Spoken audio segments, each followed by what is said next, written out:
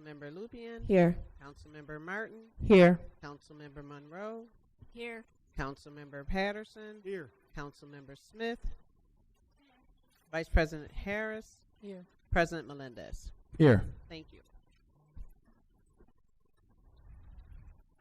Transgender Day of Visibility is next Tuesday. And before we begin the regular agenda for tonight's meeting, I would like to take a moment to remember all the trans people in Rochester and everywhere who we have lost. Transgender citizens face significantly higher risks of violence and suicide than the general population. These disparities are even higher in the African American and Latino communities. These disparities are well documented in New York and nationwide. Transgender persons are more likely than the many lives are lost, not because of who people are, but because of the conditions they are forced to live in, including violence, discrimination, and lack of access to care. Today we pause to honor those lives, to recognize the harm that persists, and to affirm the dignity and humanity of trans members of our community. Please join me in a moment of silence.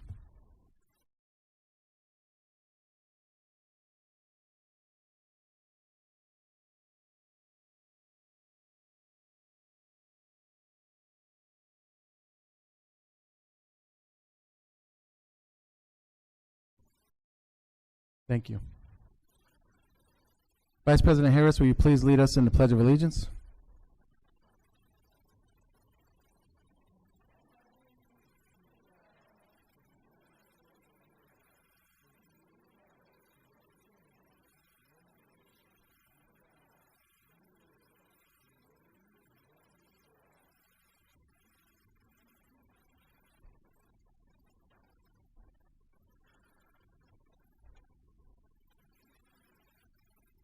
So this month we're going to start our recognitions on the dais. And then we will move to the podium after the first recognition. We start our recognitions this evening from up here and invite every member who was recognized as part of the Black Heritage Committee's Women of Distinction honorees as part of Women's History Month to join us here in the front. If you're an honoree, please join us up here in the front.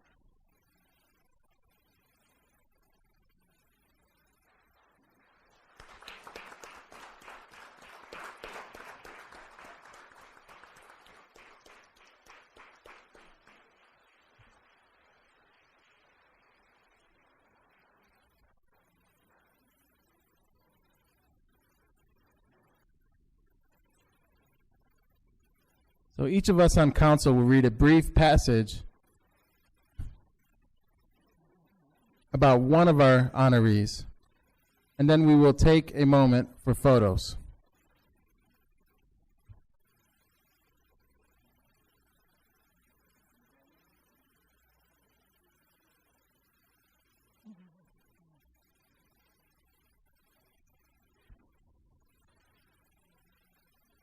Pastor Wanda Wilson is a pillar of the Rochester faith community and a leading organizer for equitable policing in Rochester.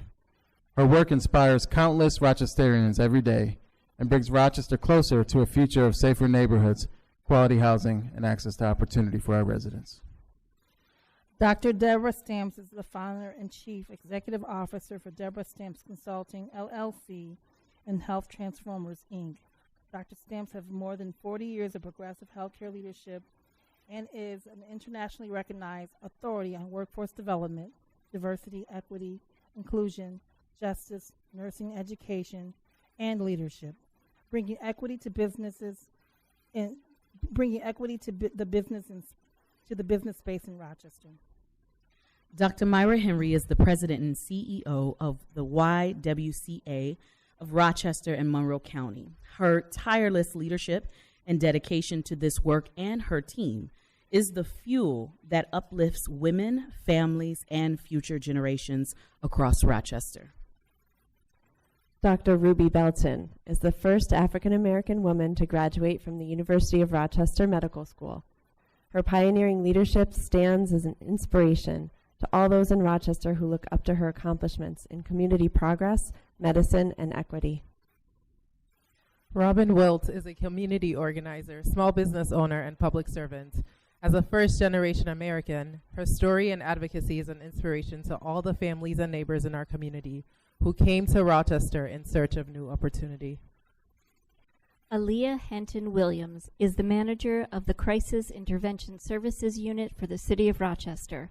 Her work prioritizes the needs of people in crisis in our city, bringing a new perspective to public safety that prioritizes a community-based response to support victims and families dealing with homicides, mental health, domestic violence, and other related crises.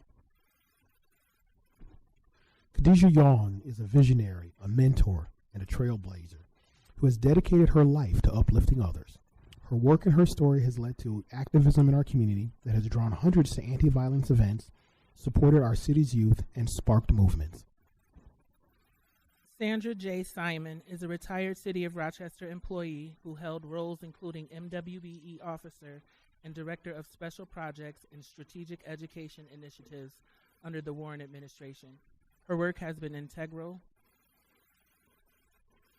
Dr. Lakia Wilson is an experienced community pediatrician and adolescent medicine specialist. Her work as the Rochester Regional Health Vice President of Community Engagement and Social Impact furthers equity and enhanced access to care and support for underserved populations. Our very own Lachey D. Harris is a first responder, educator, and the Vice President of Rochester City Council. We are grateful every day for her leadership and the way she serves our community, bringing her story and commitment to every table. Let's give it up for all of the honorees.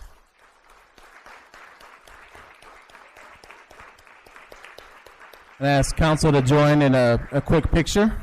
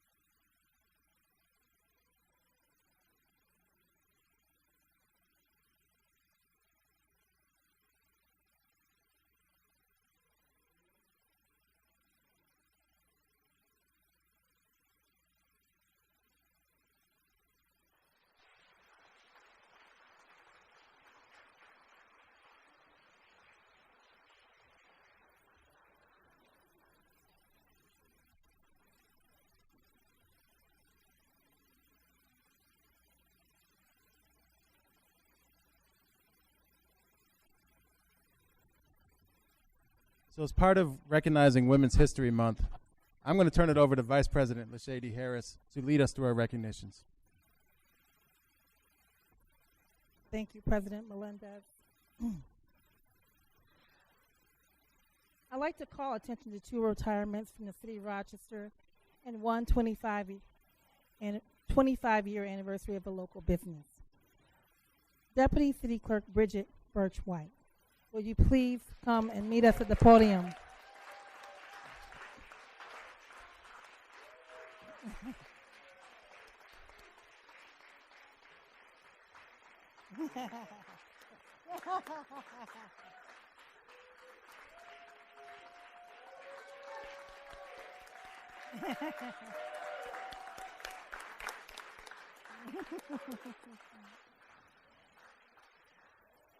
Come on over here. Bridget, we on City Council, the City Council Central staff, and of course in the clerk's office are so grateful to have worked with you throughout the years. We have prepared a proclamation for you, and as you prepare to retire this month, I'll read an excerpt from that proclamation. Whereas Bridget Birch White has demonstrated a lifetime of dedicated service to her community, earning recognition as a 1997 honoree and a member of the distinguished 40 under 40 class of 2004, and whereas Deputy Clerk for the City of Rochester, Bridget Birch White officiated the marriages of hundreds of couples, contributing to the strengthening of countless of families and helping to foster a community that values commitment, partnership, and unity. And Whereas the City of Rochester's first African American press secretary and chief of the Bureau of Communications under the then Mayor William A. Johnson Jr., Bridget Birch White ushered a new era of open, energized, and transparent communication between city government and its residents. And whereas her ability to lead with excellence in both her professional and personal life stands as a testament to her character, resilience, and enduring impact on the City of Rochester. Now, therefore, we, Council President Miguel A. Melendez, Jr., Council Vice President Lachey D. Harris, and Council members Mitch Gruber, Lysandra Leslie Smith, Mary Lupien, Stanley Martin, Bridget A. Monroe, Michael A. Patterson, and Kiara Kiki Smith of the City of Rochester hereby honor Bridget Birch White. Now let's take a moment for the pictures.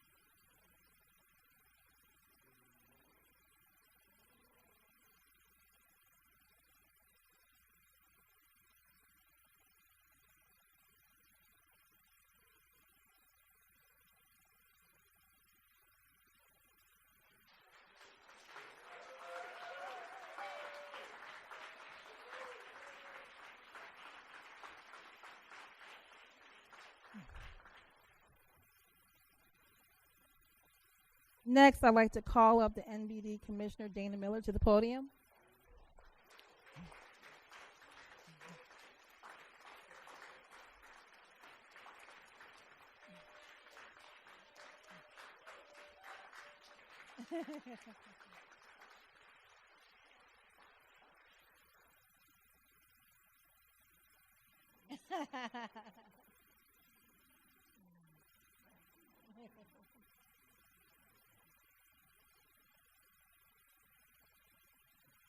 Commissioner Miller, it has been an honor to work alongside you and to stand in your footsteps as a 12-year member of City Council. We are sorry to see you leave city government, but we are excited to see what lays ahead in your next chapter. Likewise, I will read a short excerpt from a proclamation prepared in honor of your retirement. Whereas Dana Miller has served as the City of Rochester Commissioner of Neighborhood and Business Development for 5 years, responsible for directing people, programs, and initiatives to fulfill Mayor Malik Evans' vision of increased quality of life through investments that create vibrant neighborhoods, businesses, housing, and employment opportunities. Prior to his role as Deputy Commissioner, NBD, 4 years, and whereas a lifelong resident of the Rochester, Commissioner Miller attended Rochester City Schools number 2, number 4, Monroe High School, and graduated from Jefferson High School. While in high school and college, Miller worked for 8 years as a pharmacy technician at Rite Aid. Whereas Commissioner Miller has been active in numerous volunteer activities for almost 50 years, including 2 terms as the president of the 19th Ward Community Association, president of the Sector 4 Common Council, vice president of the Greater Rochester Fights Back, chair of the Sector 4 Community Development Corp Board, chair of the Leadership Rochester Board, and chair of the Rochester Economic Development Corporation Board. He has also been a board member of the Unity Health System, Greater Rochester Enterprise, Next Corps, One Rock, Rock Environmental Commission, and Rochester City Planning Commission. Now, therefore, we, Council President Miguel A. Melendez, Jr., and Council Vice President Lachey D. Harris, and Council members Mitch Gruber, LaShonda Leslie Smith, Mary Lupien, Stanley Martin, Bridget A. Monroe, Michael A. Patterson, and Kiara Kiki Smith of the City of Rochester now hereby honor Dana Miller. Let's take a moment for pictures.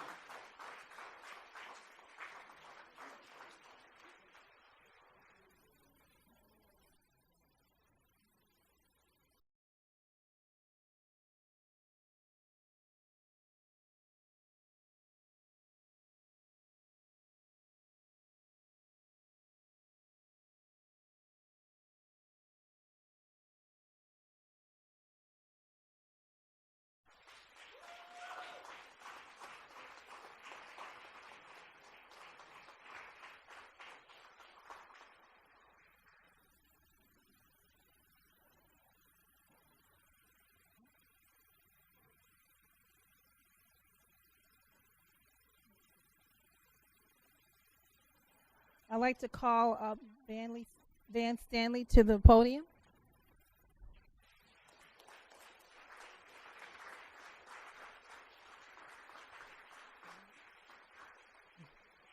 Van, we would like to congratulate you on 25 years of business with People Choice Kitchen.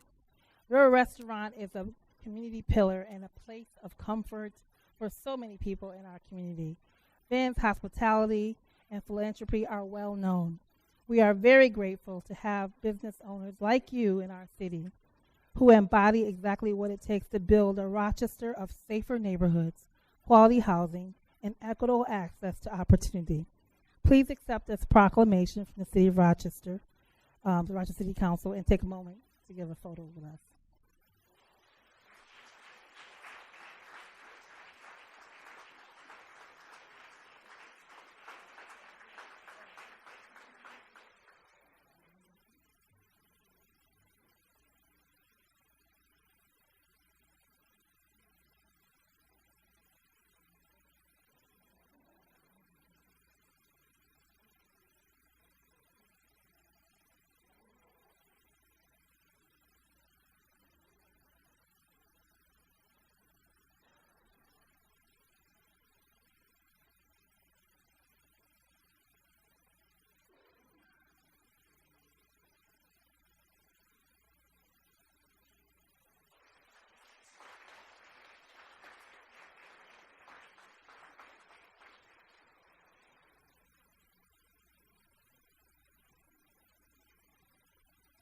As we continue our Women's History Month celebration, we are celebrating the hardworking women in public safety in our city.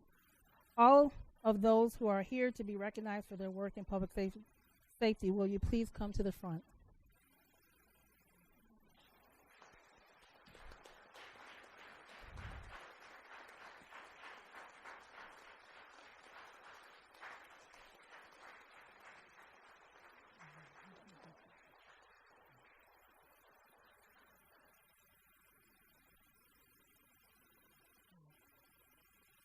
On behalf of the Rochester City Council, we thank you for your work to help keep our neighbors and neighborhoods safe in the Flower City.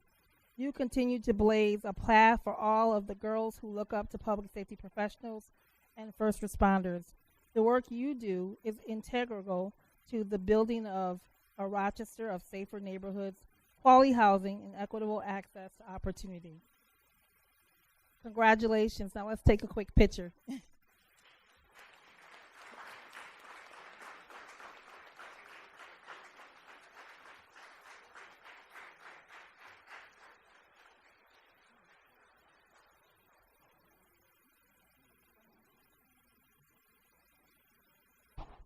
Just want to acknowledge that Vice President Harris is also in this recognition as a public safety honoree.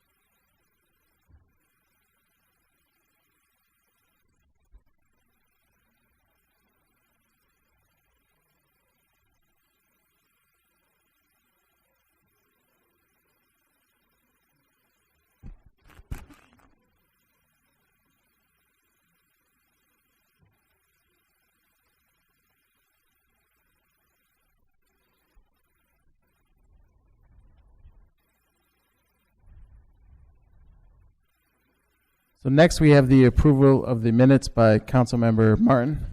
Resolved that the minutes of the regular meeting on February 24th, 2026 be approved as published in the official sheets of the proceedings. All in favor, please say aye. Aye. Aye. Any opposed? Motion carries. The following documents are hereby directed to be received and filed. The council submits disclosure of interest forms from Vice President Harris and Councilmember Lupien on introductories number 73 and 74. Thank you. Those documents will be received and filed. It is time for the presentation and reference of any petitions or other communications. Are there any petitions? Hearing none, we'll now move on to the introduction of and action upon local laws, ordinances, and resolutions. There is a statement of necessity before us this month. Earlier this month, the mayor submitted a statement of necessity, introductory number 94, authorizing an intermunicipal agreement with Monroe County for traffic and crowd control services for Rochester Red Wings baseball games for 2026. Per the City Council rules, the council may vote upon a resolution without reference to or discharge from a standing committee if it is accompanied by a statement of necessity of immediate consideration signed by the mayor. I will now take a motion and a second to consider introductory number 94. Move it. Been moved Second. and seconded. Now we'll vote on, well, it actually, it's been moved and seconded. Any discussion on this item? All right, seeing none, we'll vote to move to vote on adopting introductory number 94. All in favor, please say aye. Aye.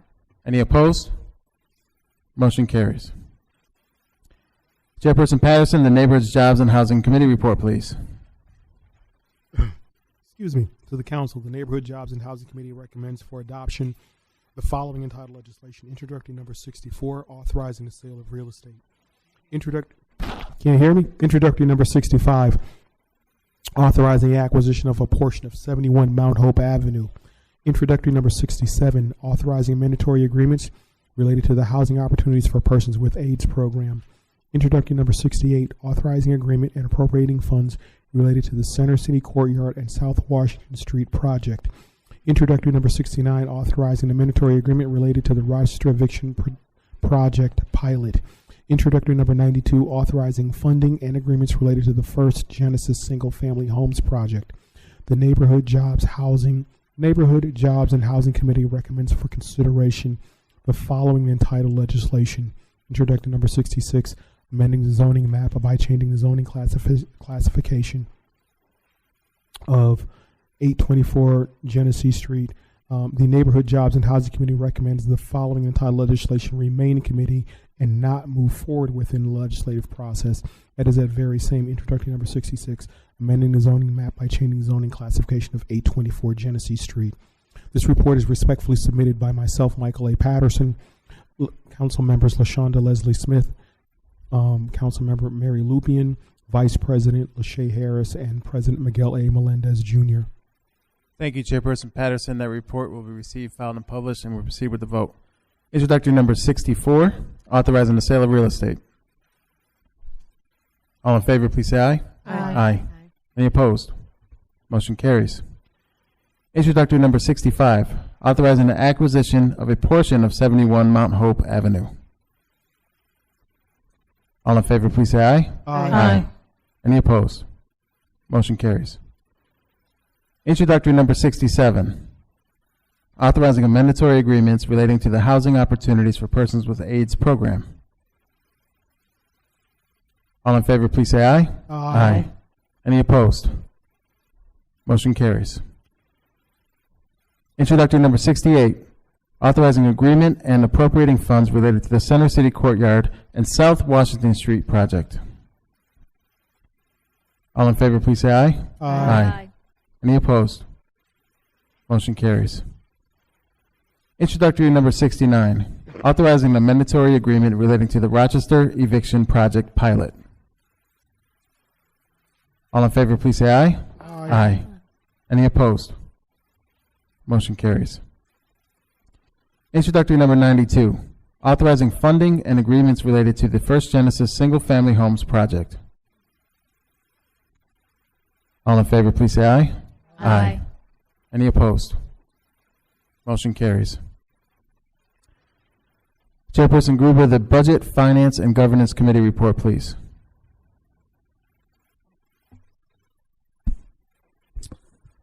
Indeed.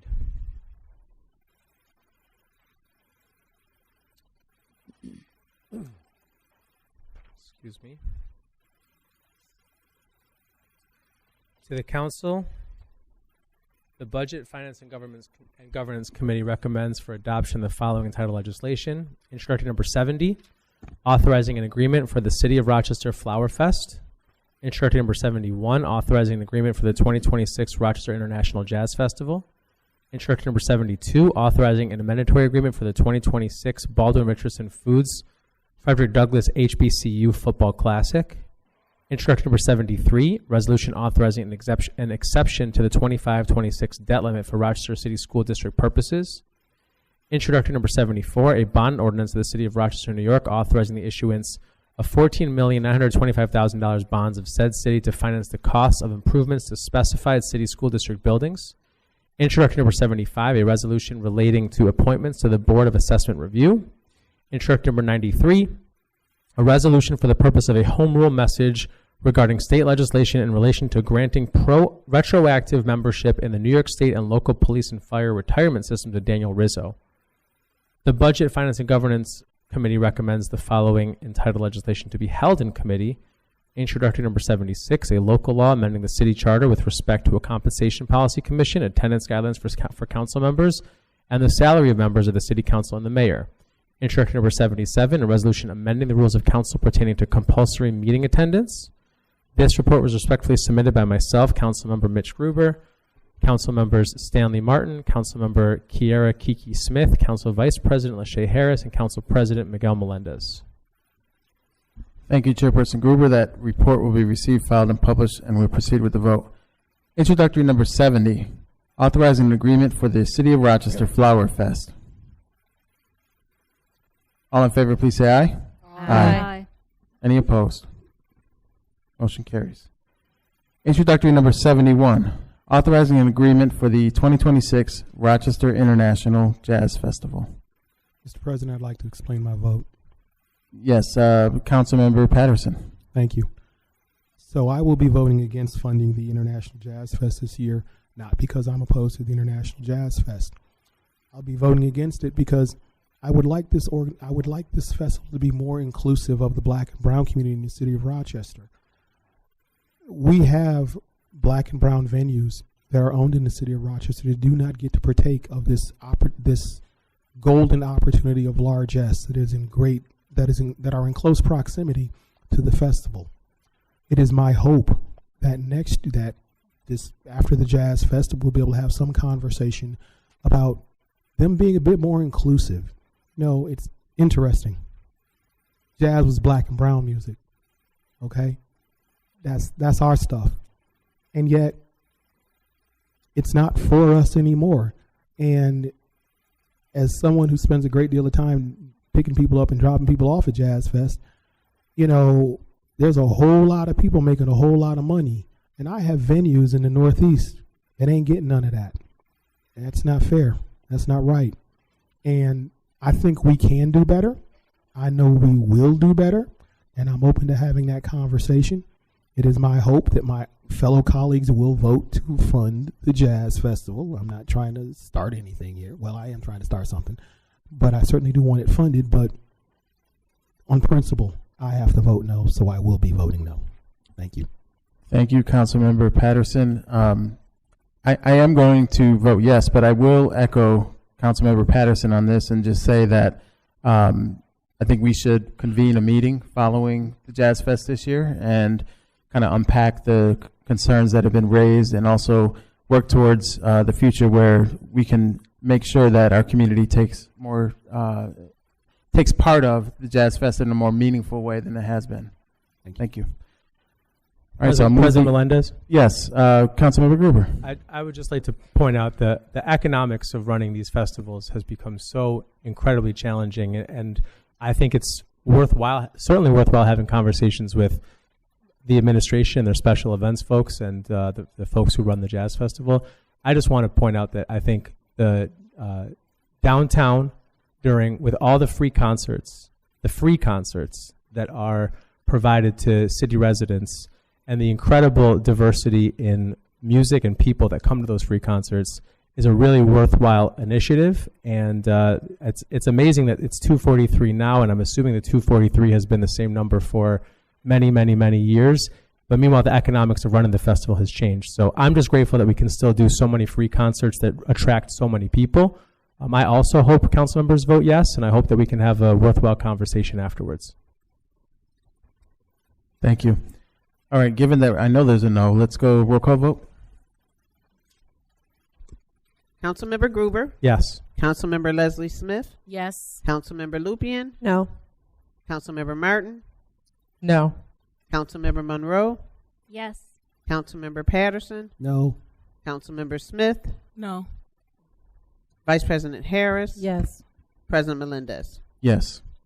Motion carries, and look forward to further discussion. Introductory number 72.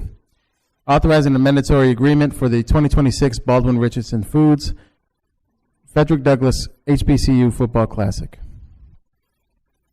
All in favor, please say aye. Aye. Motion carries. Introductory number 73. A resolution authorizing an extension to the 2025-26 debt limit for Rochester City School District purposes. There are two disclosures this item and also for the next introductory number 74. One from Vice President Harris and the other from Councilmember Lupien, both employed by the City School District, but they're disclosing information and may participate in discussion and vote. On intro 73, all in favor? Aye. Aye. Any opposed? Motion carries. Introductory number 74, a bond ordinance of the City of New York authorizing issuance of $40,925,000 bonds of said city to finance the cost of improvements specified city district buildings. This requires a roll call. Councilmember Gruber, Yes. Councilmember Leslie Smith, Yes. Councilmember Lupien, Yes. Councilmember Martin, Yes. Councilmember Monroe, Yes. Councilmember Patterson, Yes. Councilmember Smith, Yes. Vice President Harris, Yes. President Melendez. Yes. Thank you. Motion carries. Chair Gruber, do you have a motion related to introductory number 75, a resolution relating to appointments to the Board of Assessment Review? Yeah, I don't have a script in front of me, but I'm happy to. You have a motion to amend. I'm happy to make a motion to amend 75. So for my colleagues, the amendment is on the appointment of an individual and changing the term. So that was sent to everyone. Yep. Is there a second on that amendment? Second. It's been seconded. Any questions, comments, or concerns to the introductory as amended? Actually, let's vote on amending the item, sorry, to correct the agreement's listed appointments. All in favor of amending the item, please say aye. Aye. Any opposed? All right, any questions, comments, concerns? Seeing none, we'll move to a vote on introductory number 75 as amended. All in favor, please say aye. Aye. Any opposed? Motion carries. Introductory number 93, a resolution for the purpose of a home rule message regarding state legislation in relation to granting retroactive membership in the New York State and local police and fire retirement system to Daniel Rizzo. All in favor, please say aye. Aye. Any opposed? No. Roll call. Councilmember Gruber, Yes. Councilmember Leslie Smith, Yes. Councilmember Lupien, Yes. Councilmember Martin, No. Councilmember Monroe, Yes. Councilmember Patterson, Yes. Councilmember Smith, Yes. Vice President Harris, Yes. President Melendez. Yes. Thank you. The motion carries. All right, is there a motion related to introductory number 76, a local law amending the city charter with respect to compensation policy commission, attendance guidelines for council members, and the salary of members of the city council and the mayor? I mean, I would like to make a motion to discharge, but I understand there's amendments, so I'm assuming that will come first. Yes, so we'll accept a motion to discharge from committee.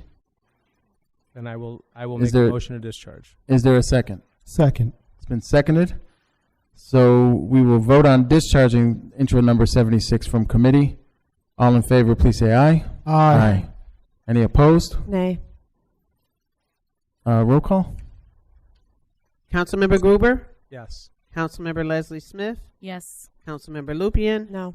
Councilmember Martin, Yes. Councilmember Monroe, Yes. Councilmember Patterson, Yes. Councilmember Smith, Vice President Harris, Yes. President Melendez. Yes. Thank you. Thank you. All right, so I'm aware that council members may have amendments. Councilmember Patterson, I know that you've worked on some, so if you'd like to make those proposals, Thank you. We'll give you the floor. Thank you. Colleagues, before you have 3 amendments that I'm proposing. I'd like to take them a bit out of order. I'd like to have you first take a look at what would be amendment number 2. And amendment number 2 modifies the legislation to allow the compensation committee to look at council members' salaries for 2026, 2027, 2028, and 2029. That is all that this amendment does. So that amendment is before you. That's amendment number 2, and I offer that for consideration. So is there a second on that Second. amendment? So it's been seconded. And Vice President Harris seconded the amendment? Yes. Vice President Can we Harris. have discussion before we vote? Sure. Sure. So Councilmember Lupien, you can open up the discussion. I know I've talked to Councilmember Patterson, and I've talked to Law, and I don't know why I'm just not getting it. We have 2 amendments before us. One seems to put in a section B underneath 5-6 meetings, and the other one seems to take it out. Do I have a correct understanding there? I think I can answer that based on my understanding. So the original legislation and what you see in front of us has a highlighted or underlined section B, because in the original legislation it was adding that section to. Right, it's underlined, meaning it's being added. Yes. This amendment is adding this section B. No. So this was. Let me try this a different way. So section B was part of the original legislation and was added when it was introduced earlier in the month. So Okay. So this now, the First Amendment is only looking at the calendar years for adding 26, and I believe Councilmember Patterson addresses Section B in a different amendment. Yes, thank you. That makes it much more clear. And I just want to make a comment. I will be supporting Councilmember Patterson's amendment, but I just want to say that I'm really disappointed that we were not able to. My understanding was that we were holding the legislation until next month, so that we as a body would have a chance to discuss and collaborate on the legislation, at least, to the degree open meetings law allows, or in a public meeting. Either way, to be able to do this together, as this is something that affects all of us. And I'm just disappointed that we missed that opportunity. I was presented this, even though, we had discussed over text, Councilmember Patterson, maybe 2 weeks ago. I did not know the state of this amendment, and I've seen this final form right before I walked in. So I wish that I had had more time to look over this and to have conversation. Well, council member, it literally wasn't finished until around 5 o'clock today. I've been working on it for 2 weeks. I did talk to every member of council about, hey, these are the amendments that we're looking at. This is how we're looking at doing it. And what are your concerns and your issues? Folks shared their concerns and their issues. As best as I could, meet those concerns to achieve the main goal. And well, let me back up and say this. I understand folks were feeling some kind of way when they saw this legislation. I get that. But at the same time, and it might rub folks the wrong way for me to say this, I have to commend Chair Gruber for bringing forward this legislation, because the challenge given to him was to present legislation that creates a salary commission. And he did that. He did some other things too that folks had some concern with. And the amendments before us today allow us to address those concerns and at the same time create a salary commission, which was the main push that there seemed to be overwhelming consensus for in this body. So I apologize that every step along the way I didn't get in contact with people and chase folks. But when I tell you, I've been working on it for 2 weeks. I was working on it today. I was working on it yesterday. We've been working on it since we saw it, and we've been talking about it. And you know, the nature of the work of being a you know better than, as you know as well as I do, the nature of doing the work that we do is that a lot of times we just do the work. And we touch base when we need to touch base. And when we have something to present, we present it. And I didn't have all of this together until today. So that's why I presented it today. And that's why I'm sharing it today. Yeah, I was not insinuating that you were purposely holding it from me and only me. I'm just saying that because you weren't done until today, I don't if we were going to hold the legislation anyways, why not hold this until next month so that we can have conversation on it? Because I'm not done. Okay. You did reach out to me and I told you my concerns, and then I did not hear back. And I see this, and my concerns were not addressed. So that is not collaboration, and that's what I was hoping that this body could do. I hear you, council member, and unfortunately, in this time is also still not our friend. The challenge is to move the process forward. And I had a lot of conversation with a lot of folks, and the reason why we broke it up the way we broke it up is because everybody isn't for everything. And so if you can, whatever you can vote for, you can vote for, and whatever you can't vote for, you can't vote for. And we'll see how it falls out. But that's government. Any additional comments on the well, it's really the First Amendment for us, but the amendment that was in front of us on the floor? And if not, I'll move the First Amendment to a vote. All in favor, please say aye. Aye. Aye. Any opposed? All right, that amendment has passed. So the next amendment that I offer is an amendment related to the 3% raise. That is going to be, for labeling purposes that you all have, it's amendment number 1. And what this amendment does is that in Councilmember Gruber's legislation that he offered to adopt a 3% raise. The position of the body in 2025 was that the 3% raise was insufficient, and that it made no sense to accept a 3% raise.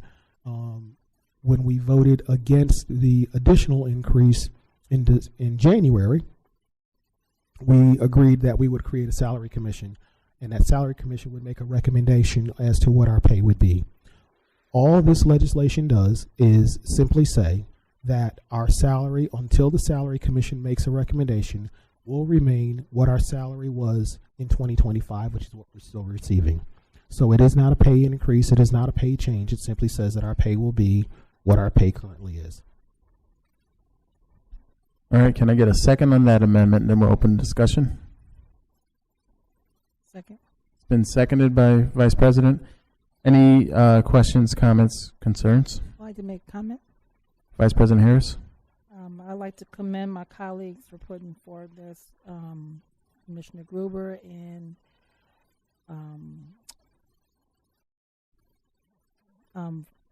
Patterson. I would like to say that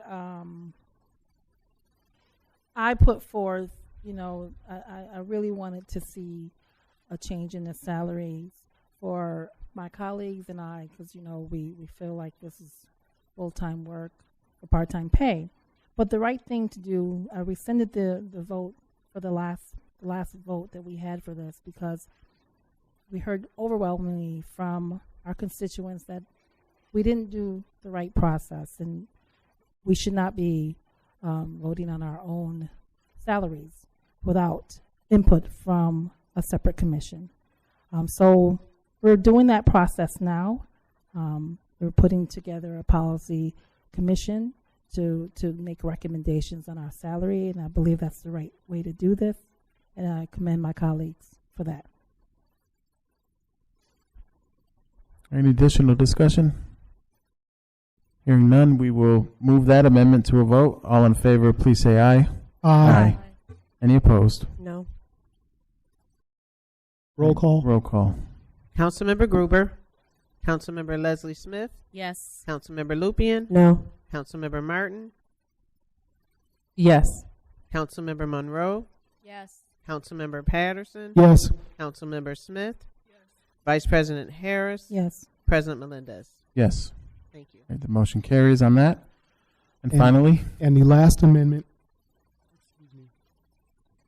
amendment number 3, simply strikes the entire attendance policy.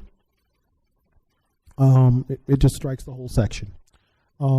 It seemed as though there was a sensibility in the body that this was a step too far.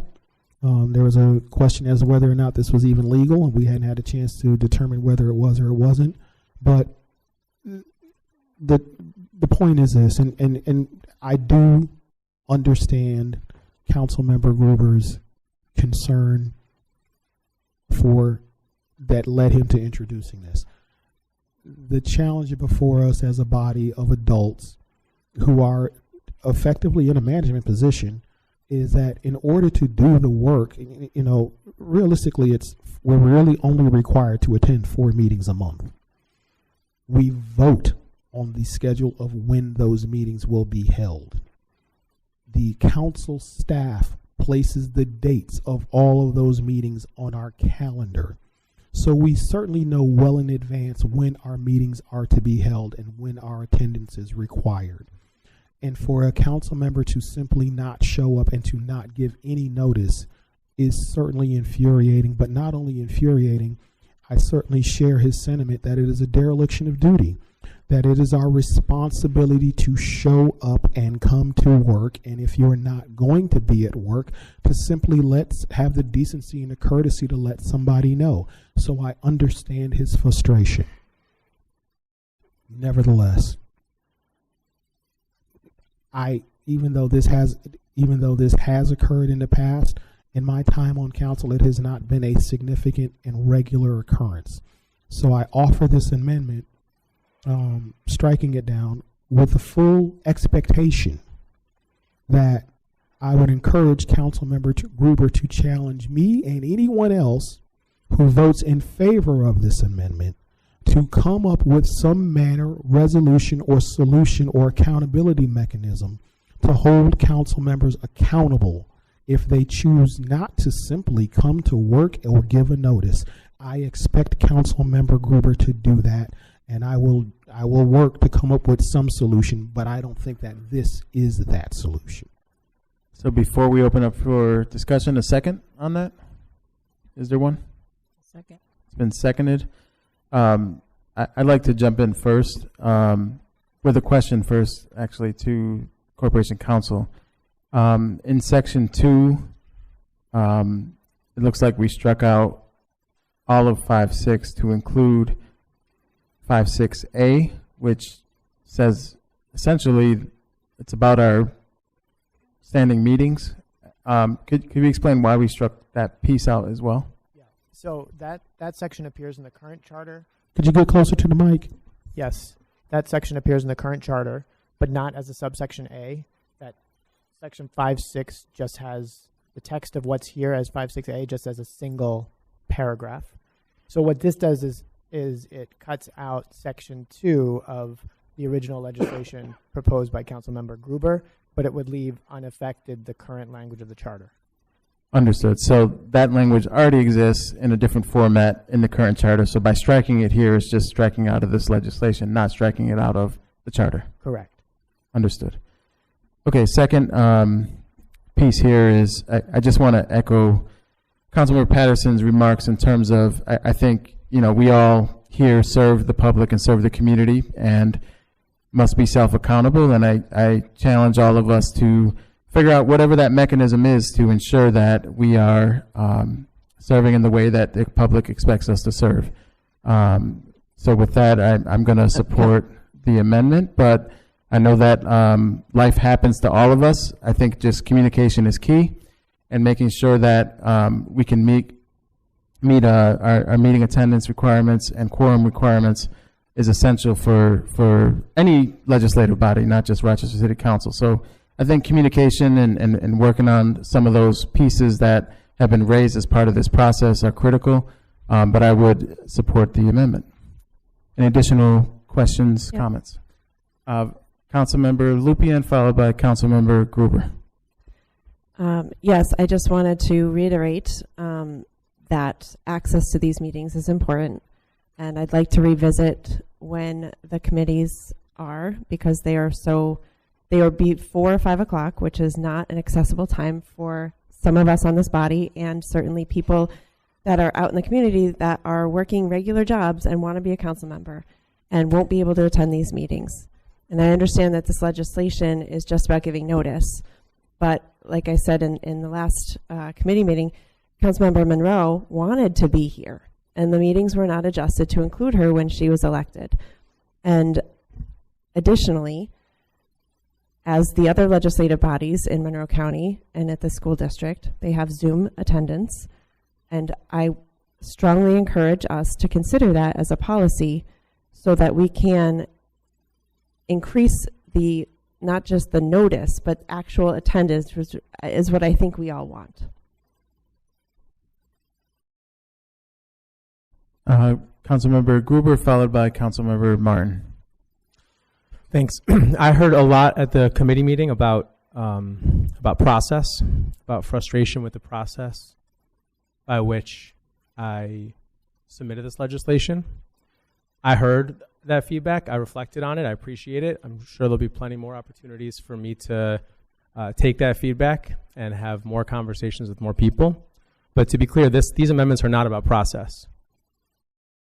These amendments are not finding ways to do what Councilmember Lupien proposed and talk about Zoom meetings. This amendment particularly is not about, well, maybe 3 unexcused absences is too many. We should give some more grace. This amendment is just stripping out an attendance policy. The entire purpose of the legislation I put forward, again, is to make sure that council members are treated the exact same as any other employee of the city of Rochester. That we do not set our own salaries, and that we do not get paid when we don't show up and we don't notice it. That is how every other employee in the city of Rochester is treated. It's how probably 95% of our constituents are treated at their jobs. This amendment is just taking that language out. It's not about process. What we've just done, what these amendments have just done, and I'm clearly a no on this one, is saying, let's create a commission to ask if we should get paid more money, but let's not hold ourselves accountable to any standards of attendance. And to answer your question, Councilmember Patterson, before Corporation Counsel Beath did put it in the answers, this is legal legislation. That matter has been settled by law. So I proposed this, hoping there would be some conversation. To Councilmember Lupien's point, hoping there would be some, if folks wanted to say three's too many, let's do 4. If there is a way to make Zoom meetings happen, I'm certainly amenable to any of that. I was hoping there would be some conversation. Instead, the very process by which folks were frustrated is now the process by which these amendments happen. No conversation, no communication until day of, and all we're doing is stripping attendance policy. So again, we get different treatment than the rest of the employees in City Hall. I'm a hard no on this. All right, Councilmember Martin. Just in thinking about ways to ensure there's an increase in attendance, one question I do have is about the upcoming budget hearings. Councilmember Gruber, when you proposed them, a lot of us, when asked about our availability, they were just sent to us and we were told these were the dates.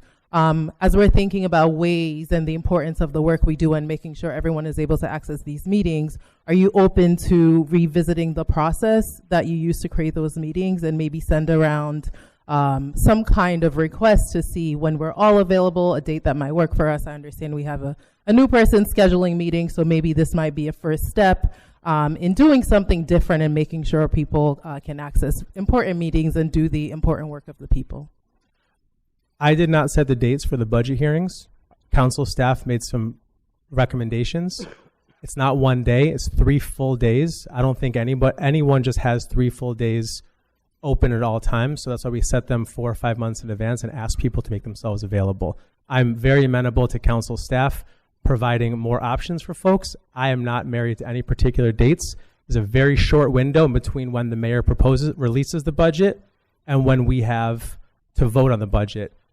Several years ago, when I became the chair of this committee, I specifically insisted that we have more time to deliberate so that we can move the budget hearings up. There's about a 3-week window to do that. So there's not a whole lot of wiggle room, but I certainly am happy to ask James and Jen and the team to do more to make folks feel heard. At the end of the day, there's just not that much of a window. Yeah, and I appreciate that, Councilmember Gruber. Yeah, I would ask that we revisit how those meetings were scheduled and there is some kind of communication. I understand it's a small window, but I think everyone wants to be here. Everyone is trying their best to be here, and I think it'd be great to give us an opportunity to have some input in these extremely important meetings and how they're scheduled. The last thing I will say is I think for everyone here, we care deeply about this community. We understand the weight of the role we're playing, and we do take seriously the work of this body. So I do trust that we will revisit some of these processes regarding how meetings are scheduled. We have an upcoming retreat, and I'm looking forward to really sitting and hearing from everyone about how we can make everything more accessible, how we can make sure we are working on behalf of the people and really prioritize the meetings that we have in our roles as council members. So I am going to support this amendment, and I'm very excited to continue working with my colleagues and figuring out how we can make increase attendance and make the work we do more accessible to everyone. Thank you, and I'll just add that we will make sure that we follow up on dates for the 2027 budget season, making sure that we communicate that in advance and solicit council's input on that. But that is something that central staff typically looks at the calendar based on budget release, and then we come up with a proposal that we think is going to make sense, but we certainly will make sure that we reach out to the entire body for next year. Any additional comments? I just have a Yes. comment.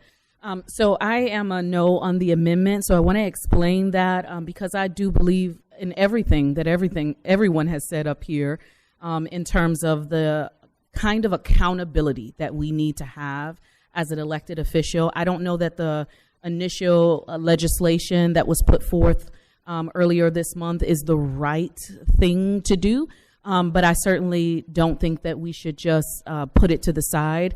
I did hear some comments earlier this month about it being government overreach or that we don't have an obligation or a responsibility to sort of hold one another accountable. And I disagree with that very strongly.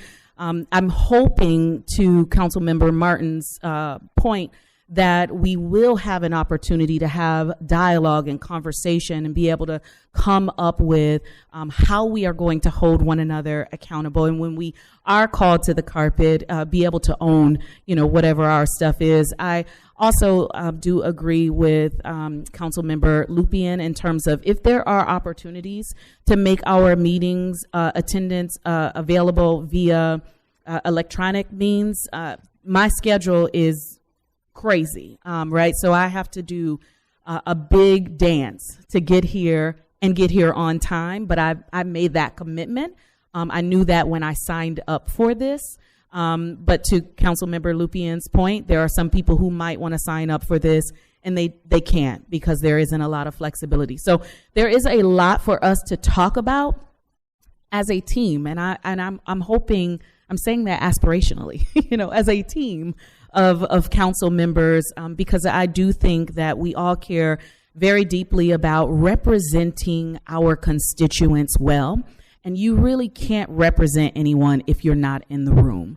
I don't know to what degree the accuracy of the attendance data that was published by WXXI was accurate, but if it is accurate, we should all be concerned about that, and we should all be doing something to make that right, because there are taxpayers that are paying our salary, and we should be showing up and representing them well.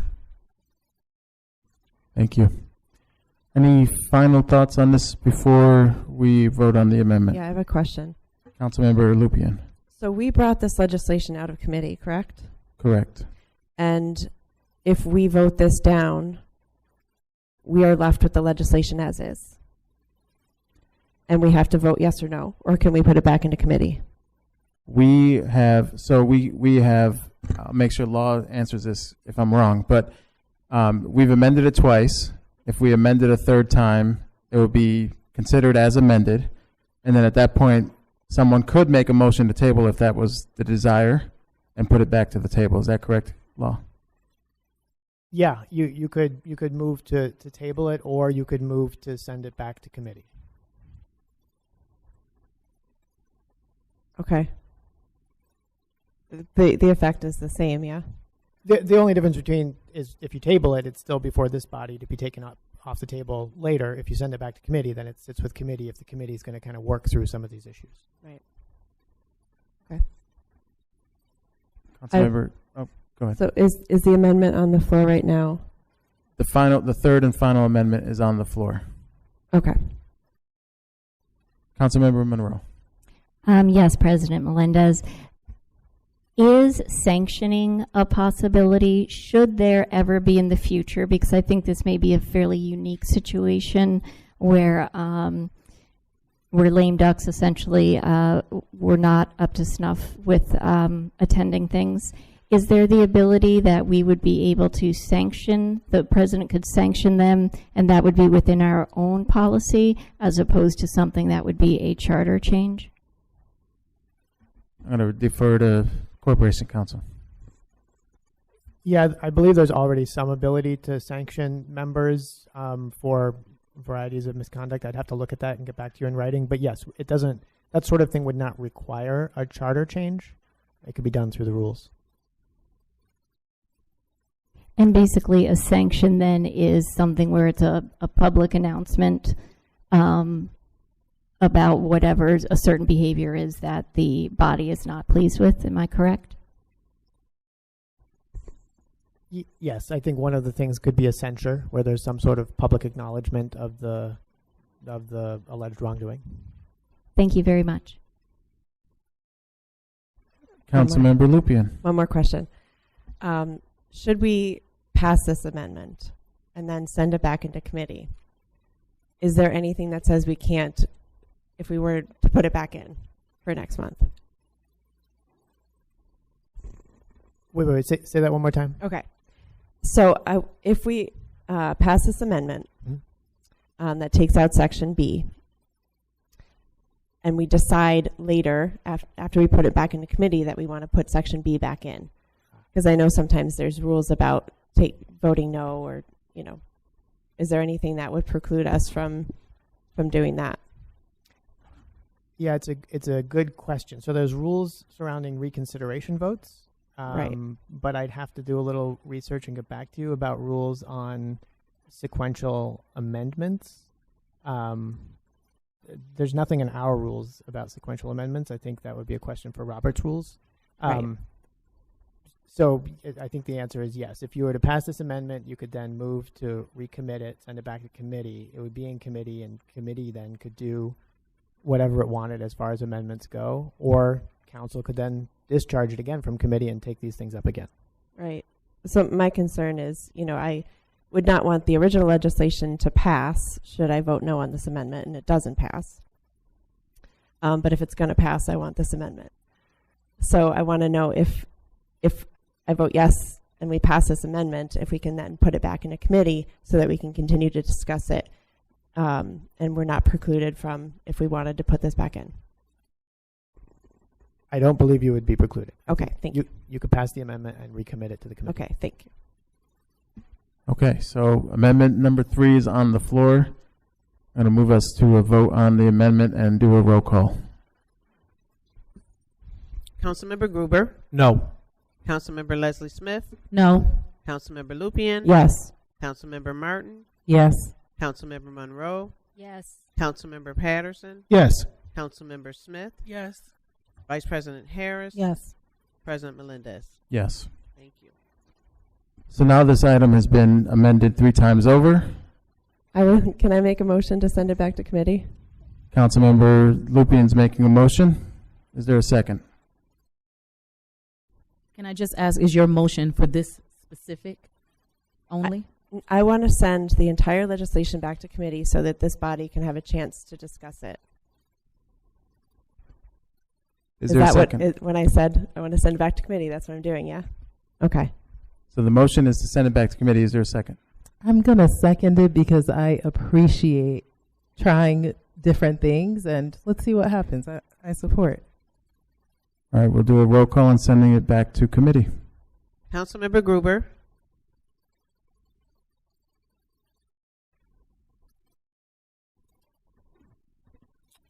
I'd like to ask a question first. What's the intention, Councilmember Lupien? I'm curious. Didn't I just say it? Pardon? I just said it. Yeah. I want to be able to collaborate on this legislation. Right. So It's something that is acceptable to all of us. So after the committee meeting a week ago or a week and a half ago, there seemed to be pretty widespread discussion amongst council members, I think including you, that people wanted to have some discussion and some amendments were going to come. And then an amendment came that apparently there wasn't a lot of discussion about. So what's going to be different this time? I guess that's my question. Well, I can't predict the future, but I'd like to give us a chance. Like you said, sounds like you support some of my ideas around Zoom attendance. There's some interesting things about sanctioning that Councilmember Monroe put forward. I'd like to have that discussion. Are those discussions that you're going to lead? I'm not on your committee, but if you would like me to lead them, I can. I mean, I presented what I intended to do. It pretty much was roundly rejected, and now the option seems to be either strip it altogether, or you're proposing to bring it back to committee. So my expectation would be something that you would want to put some time and effort into. And if that's the case, I'm happy to support your motion. Yes, Councilmember Gruber, it is something I'm willing to put time and energy into. Okay. Yes. Councilmember Leslie Smith, No. Councilmember Lupien, Yes. Councilmember Martin, It's nice to try and experiment, so yes. Councilmember Monroe, No. Councilmember Patterson, No. Council. We didn't really get a chance to have a whole lot of dialogue at this point, but council members, if you want to make changes after, we need to get the salary commission up and running and moving. The other things that you're talking about are things that we can do legislatively afterwards. That you can do that as a whole different separate piece of legislation. But let's get the salary commission up and working. And that's basically what we've done right now. So no. Councilmember Smith, Yes. Vice President Harris, No. President Melendez.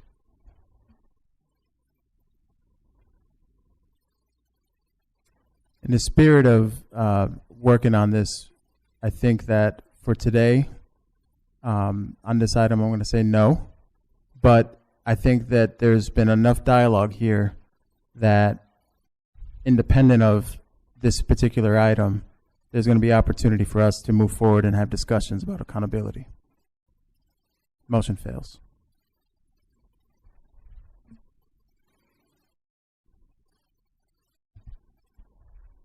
So now we'll move to a vote on introductory number 76 as amended.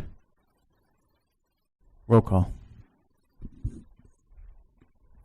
Councilmember Gruber, No. Councilmember Leslie Smith, Yes. Councilmember Lupien, Yes. Councilmember Martin, Yes. Councilmember Monroe, Just so I have this straight, since we've been going back and forth, this is the amendment that would take out the piece about, okay, This is at the this whole point thing. is the Everything's been all amended. three amendments as proposed as by proposed by Councilmember Councilmember Patterson. Patterson. Okay, yes. Councilmember Patterson, Yes. Councilmember Smith, Yes. Vice President Harris, Yes. President Melendez. Yes. Thank you. The motion carries.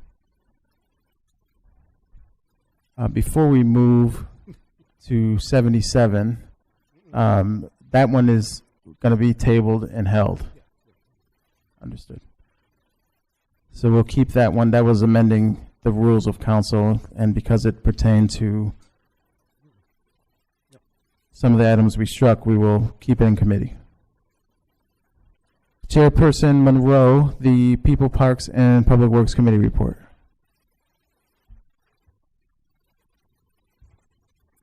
To the Council, the People, Parks, and Public Works Committee recommends for adoption the following entitled legislation. Introductory number 78, Bond Ordinance of the City of Rochester, New York, authorizing the issuance of $1,563,000 bonds of said city to finance a portion of the costs of the Animal Services Kennel Replacement Project. Introductory number 79, authorizing agreements and appropriating funds for the Animal Services Kennel Replacement Project. Introductory number 80, Bond Ordinance of the City of Rochester, New York, authorizing the issuance of $900,000 bonds of said city to finance a portion of the costs of the Blue Cross Arena elevator modernization. Introductory number 81, authorizing agreement for the City Hall building a low roof replacement project. Building A, low roof replacement project. Introductory number 82, Bond Ordinance of the City of Rochester, New York, authorizing the issuance of $1,686,000 bonds of said city to finance a portion of the costs of the Main Street Commons Selected Structural Demolition and Restoration Project. Introductory number 83, authorizing agreements and appropriating funds for the Main Street Commons Select Structural Demolition and Restoration Project.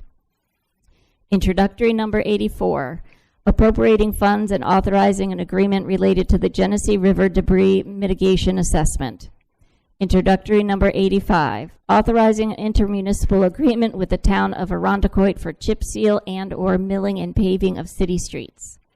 Introductory number 86, authorizing an amendatory agreement related to the Hemlock Filtration Plant Filter Rehabilitation Project. Introductory number 87, authorizing a grant agreement for the Stop Violence Against Women Act grant program. Introductory number 88, authorizing an amendatory grant agreement related to the New York statewide investment in more swimming grant. Introductory number 89, authorizing an amendatory agreement related to peer navigators for the Crisis Intervention Services Unit. This is respectfully submitted by Councilmember Mitch Gruber, Councilmember Michael A. Patterson, Vice President Lachey D. Harris, President Miguel A. Melendez Jr., and myself, Bridget A. Monroe. Thank you, Chairperson Monroe. That report will be received, filed, and published, and we'll proceed with the vote. Introductory number 78, a bond ordinance of the City of Rochester, New York, authorizing the issuance of $1,563,000 bonds of said city to finance a portion of the cost of Animal Services Kennel Replacement Project. This requires a roll call. Councilmember Gruber, Yes. Councilmember Leslie Smith, Yes. Councilmember Lupien, Absolutely. Councilmember Martin, Yes. Councilmember Monroe, Yes. Councilmember Patterson, Yes. Councilmember Smith, Vice President Harris, Yes. President Melendez. Yes. Thank you. Motion carries. Introductory number 79, authorizing agreements and appropriating funds for the Animal Services Kennel Replacement Project. All in favor, please say aye. Aye. Any opposed? Motion carries. Introductory number 80, a bond ordinance of the City of Rochester, New York, authorizing the issuance of $900,000 bonds of said city to finance a portion of the cost of the Blue Cross Arena elevator modernization. This requires a roll call. Councilmember Gruber, Yes. Councilmember Leslie Smith, Yes. Councilmember Lupien, Yes. Councilmember Martin, Yes. Councilmember Monroe, Yes. Councilmember Patterson, Yes. Councilmember Smith, Vice President Harris, Yes. President Melendez. Yes. Thank you. Motion carries. Introductory number 81, authorizing agreement for the City Hall Building A low roof replacement project. All in favor, please say aye. Aye. Any opposed? Motion carries.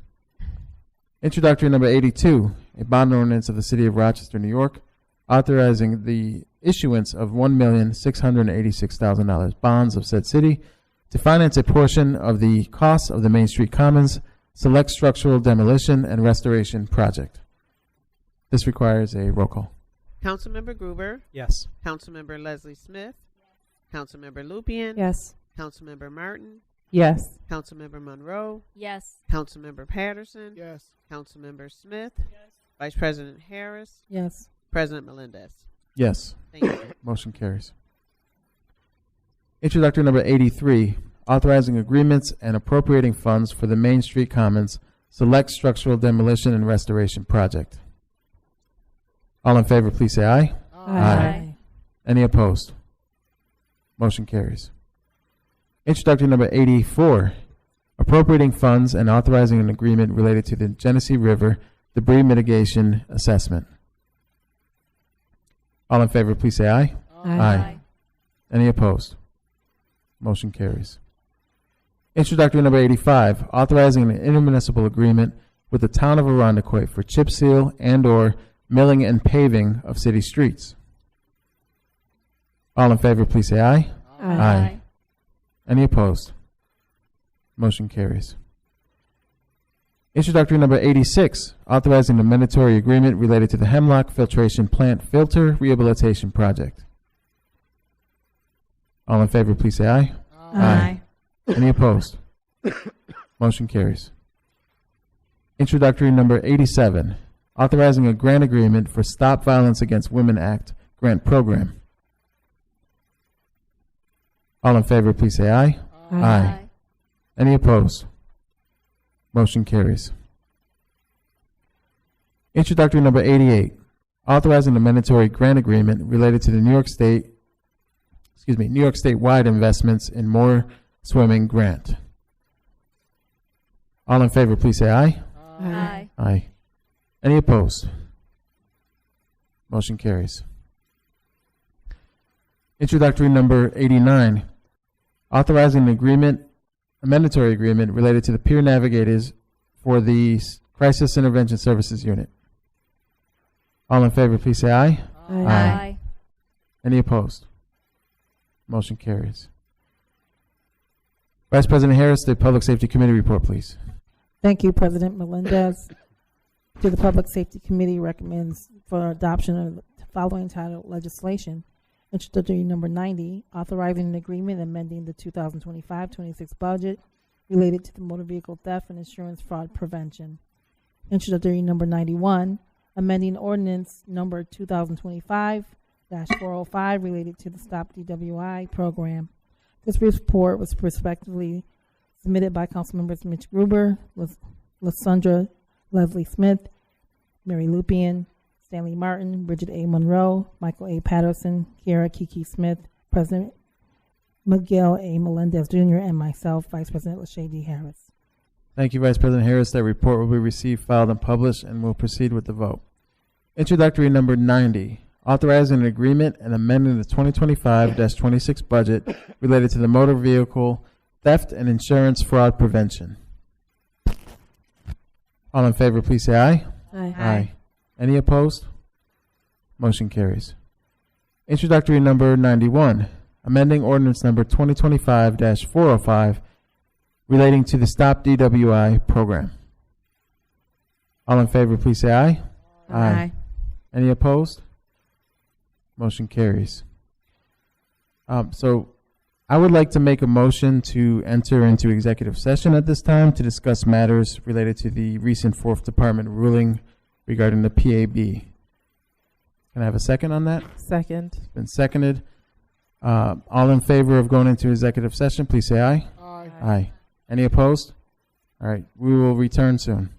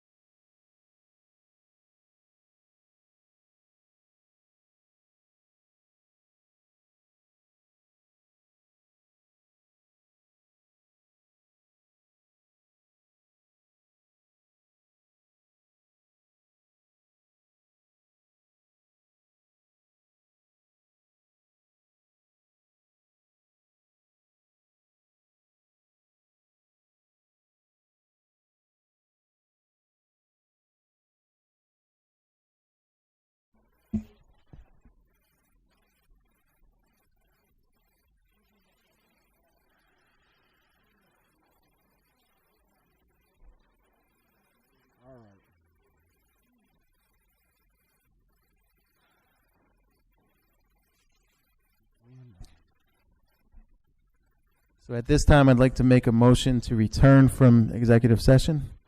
Do I have a second? Second.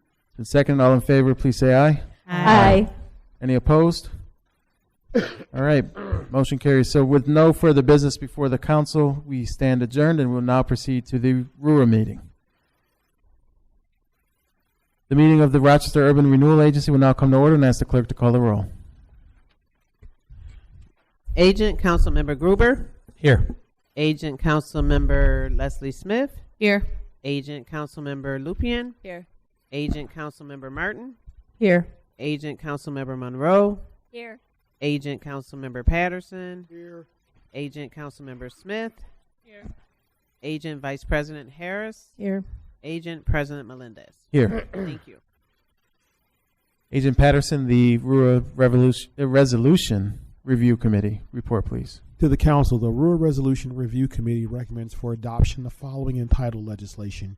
Introductory number URA 1, resolution amending the resolution number URA 3 of 2024 pertaining to appointments to the Resolution Review Committee. Introductory number URA 2, resolution approving the Rochester Urban Renewal Agency 2024-2025 annual report. This report is respectfully submitted by myself, Agent Michael A. Patterson, and Agents LaShonda Leslie Smith, Mary Lupien, Agent Vice President Lachey D. Harris, and President Agent Miguel A. Melendez, Jr. Thank you, Agent Patterson. That report will be received, filed, and published, and we'll proceed with the vote. Introductory number URA 1, a resolution amending resolution number URA 3 of 2024 pertaining to appointments to the Resolution Review Committee. All in favor, please say aye. Aye. Any opposed? Motion carries. Introductory number URA 2, a resolution approving the Rochester Urban Renewal Agency 2024-25 annual report. All in favor, please say aye. Aye. Any opposed? Motion carries. Quick item, Vice President Harris, I believe you had an invitation to share.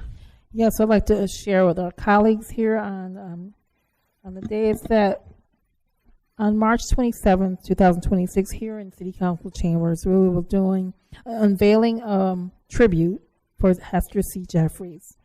It'll be here in the council chambers at 4 p.m. and just inviting you out to attend. And we'll make sure that that gets sent out via email to invite everyone from the council staff. If you could make sure that gets out to council. With no other business before RURA, we stand adjourned. Thank you.